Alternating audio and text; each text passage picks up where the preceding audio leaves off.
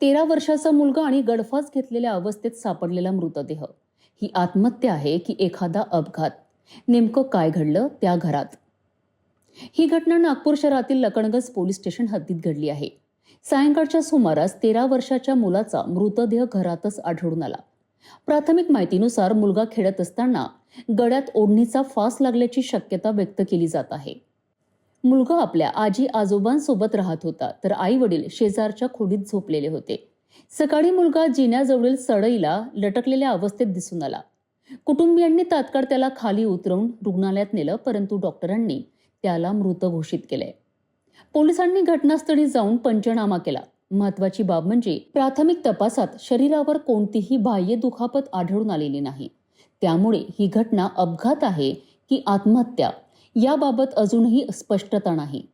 मुलाचं वय कमी असल्यामुळे डॉक्टरांकडून सखोल पोस्टमॉर्टम तपासणी करण्यात येत आहे आणि त्या रिपोर्टनंतरच खरं कारण समोर येणार आहे. सध्या पोलिसांकडून पुढील तपास सुरू आहे. ही घटना नक्कीच मन सुन्न करणारी आहे. सत्य काय आहे हे पोस्टमॉर्टम रिपोर्टनंतरच स्पष्ट होईल. परंतु एक गोष्ट नक्की, लहान मुलांच्या सुरक्षिततेकडे आपण सगळ्यांनी अधिक लक्ष दिलं पाहिजे.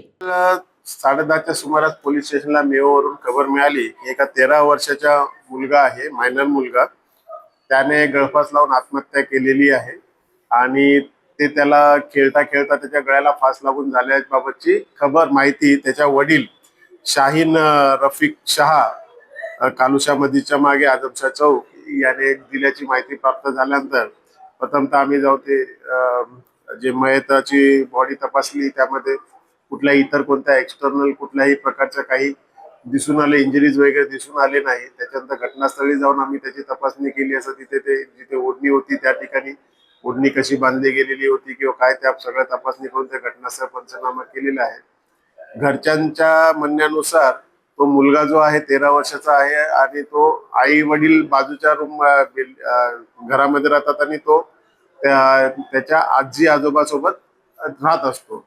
चिटकूनच घर आहेत, लांब नाही आहेत, पण तो तिथे झोपत असतो. आणि सकाळी 8च्या सुमारास त्यांच्या आजोबा किचन मध्ये होते आणि हा बाहेर खेळायला गेला असल्यामुळे त्यांनी लक्ष दिलं नाही. आणि नंतर ज्यांनी बाहेर आल्यानंतर त्यांना त्या शिडीला वरती जाण्याच्या, पहिल्या माळ्यावर जाण्याच्या शिडीला तो लटकल्याचं दिसून आला. त्याप्रमाणे त्यांनी काढून त्याला हॉस्पिटलमध्ये जमा केलं. तिथे त्याला मृत घोषित करण्यात आलं होतं.